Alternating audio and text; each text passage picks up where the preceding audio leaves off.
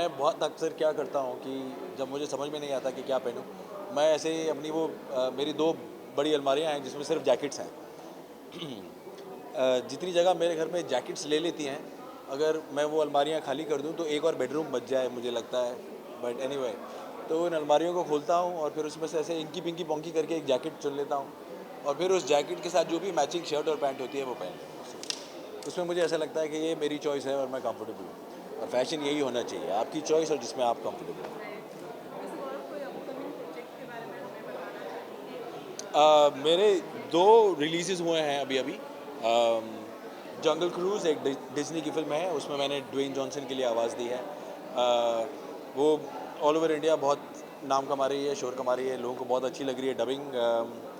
अम, मुंबई में 22 अक्टूबर से होगी।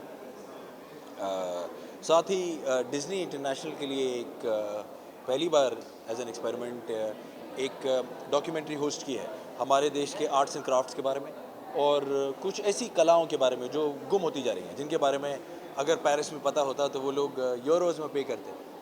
सो उस चीज़ को अवेयरनेस देने के लिए उनको सपोर्ट किया है।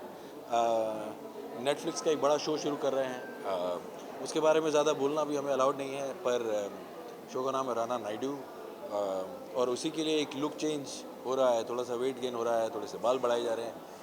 तो अभी मैं कहीं इन बिटवीन लुक्स हूँ जब आप मुझसे मिल रहे हैं। बच्चन पांडे रैप अप की है अक्षय कुमार के साथ।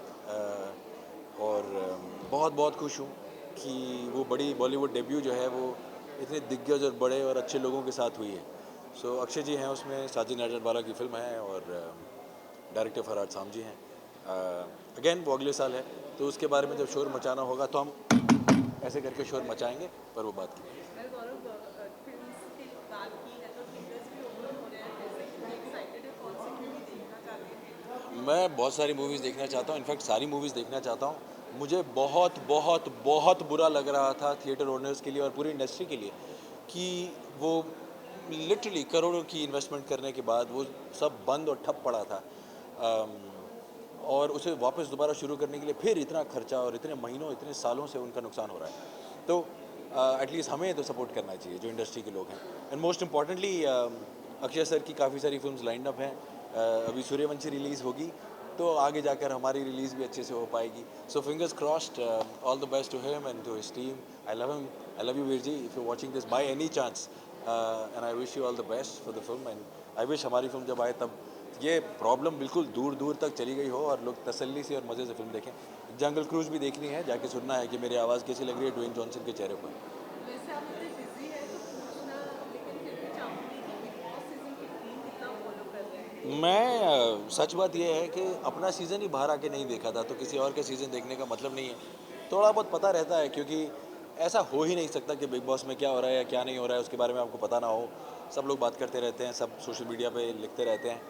तो थोड़ा बहुत मालूम है, बस ज़्यादा कोई नहीं। फ्रेंड अंदर करुण कुंद्रा है वो, ऐसे बहुत जिगरी दोस्त नहीं है, बट यू नो जब भी मिलते हैं बहुत प्यार और इज्जत से मिलते हैं। और भी काफ़ी सारे लोग हमेशा होते हैं, पर मैं थोड़ा सा डिटैच रहता हूँ। वो इसलिए कि